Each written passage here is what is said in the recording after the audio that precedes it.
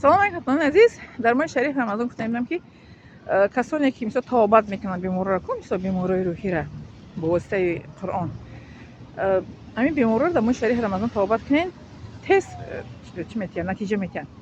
Ина ман аз таҷрибаи худам мегӯям. Вақте ки ман дар имтиҳони Аллоҳ таоло вай шудам, чӣ мегӯям, афтидам, ҷоду карда будам, барам ҷоду афтидагӣ будам. Баъд ҳамин моҳи шарифи рамазонда чӣ қадр барам қуръона хонда баъд шогирдое ки нишон дагидам ҳиҷама омода мекардам.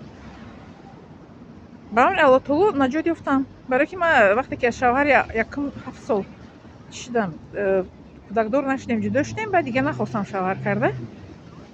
баъд ҳамин сабаб ҳамин ҷоду будааст ки ман намехостам дига шавҳар карда. Ва модар раҳматӣ мегуфтанд ки Аллоҳ таоло як каса ҳамин хел метия чизе ки дар дунё хоҳам хел метия шавҳар, фарзанд, ҳамсар, а як каса ҳам хел наметия меҳнат мекунӣ. Ва модар раҳматӣ мегуфтанд кани хата кӯя бихон, мисол қуръона мехонӣ, ил бохабарӣ, кани хата бихон. Ва ман ҳамин моҳи рамазонда чӣ доштам, вақтҳое чӣ мегӯянд, хеле графики холӣ доштам. Ва дар рамазон вай кардам, хуб хондам, тавобат кардам ки баъд доштам охир ҷоду кардаги дасти ман дарам хондан ва маълум мешавад. Барои ҳамин баъд шавҳар кардам, алҳамдулиллах, ва фарзанд доштам. Барои ҳамин нафарҳое ки мисол шумо беморро тавобат карда истода бошед, кадоме аз шумо руқя хон бошад ё ки чилё син касе мекунад, касе ки чӣ коре мисол тавобат мекунад бо ёрии қуроати Қуръон дар моҳи рамазон онҳоро дуохонӣ кунед. Яки меша ки баъзе беморро ки дуохонӣ ба ҳиҷомашон кунанд ё ки ҳиҷома кунанд ба дуохонӣ. Ду намуди беморӣ аст. Ман дар китоби калони ҳиҷома хондагӣ будам, дар китоби арабиш ки аввал хонем ба ҳиҷома кунед. Яки дар таҷрибаи худам дидам ки аввал ҳиҷома кунем, ба хонем, бо ҳиҷома кунем. Аз таҷрибаи худам ба шумо мегӯям ки аввал ҳиҷома кунед, ҳамун чизе ки ҳаст бедор мешавад дар вуҷуди он бемор, баъд мехонем, ба ҳиҷомаш мекунед, тоза мешавад. Яки дар китоби калони арабӣ гуфтагӣ ки хонем ба ҳиҷома кунед, ҳамун дуохонӣ ёрӣ метиҳад ки ба воситаи ҳиҷома бемор шифо меёбад. Яки ман дар таҷрибаи худам дидам ки вақте ки беморро ҳиҷома кардем, хондан, бо мисол ки ҳиҷома кардан, ана бо баъди ҳиҷома кардан, баъди хондан ҳиҷома кардан бо бемор вазнӣ шид. бо хондан роиш кардем, бо ман ҳиҷомаш кардам, ба сабук шуд. Хеле аз таҷрибаи худам мегӯям ки ҳиҷома кунем, ба хононем, бо ҳиҷома кунем. ё ки агар ки хоҳем хонони ҳиҷома кунем, хононем, бо ҳиҷома кунем, хеле меша. Лекин моҳи шарифи рамазон шанса я даст натиҳем. Барои чӣ дар моҳи шарифи рамазон натиҷа метиҳад? Дар як китоби калони ҳиҷома чӣ хондагӣ будам, сеҳр соҳирӣ дар забони арабӣ, муаллифш дар ёд нест. Китоби сеҳр соҳирӣ хонда будам ки ҳамин чиз ҷинҳое ки мутеи шайтонанд, итоати шайтондан, дар моҳи шарифи рамазон итоат карда намекунанд, барои ки шайтон дар гарданаш занҷир андохта мешавад ба амри Аллоҳ таоло. ҳамун шайтонҳо, ҳамун ҷинҳо чӣ аз итоати шайтон берунанд, баъд тез шикаст мехӯранд. Беморое ки ҳамин ҷинҳош бисёрш қариб 80% ба фикр итоати шайтонанд.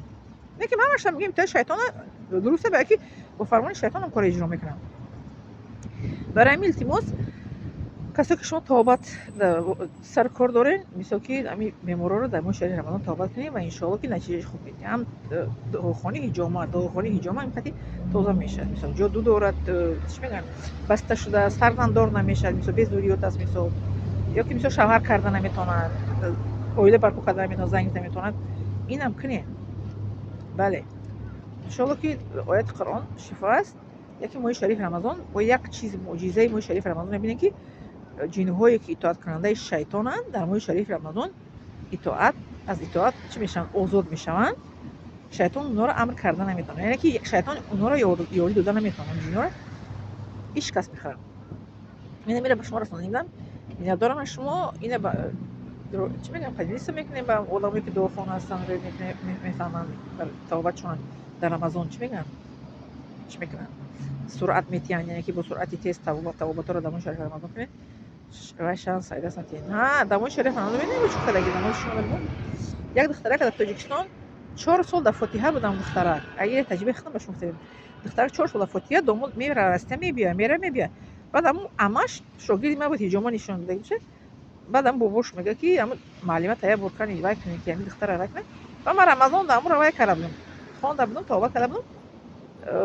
вай шуд париш, вай буд христианӣ буд, хеле гӯш нишон медод дар пеши чашми бемор. ва ман бемор чӣ мегӯям, суолҷавоб намекунам, мехонам, дуо мекунам, таваккал ба Аллоҳ таоло мегӯям, бара худованд шифода метиҳад.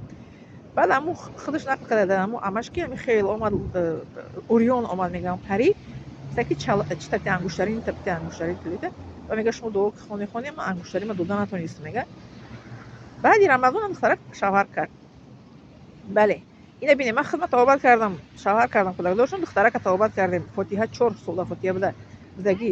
баъди рамазон шавҳар кард.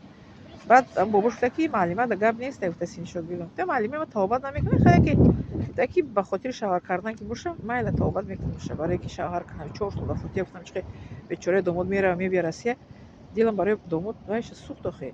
гуфтам майла тавобатш мекунам. духтарака тавобат кардем, ба амри худованд шифо ёб. лекин виле мегӯям ина хидмат духтарака дик каса мехоҳ кардем дар рамазон натиҷаи олиҷаноб медиҳад.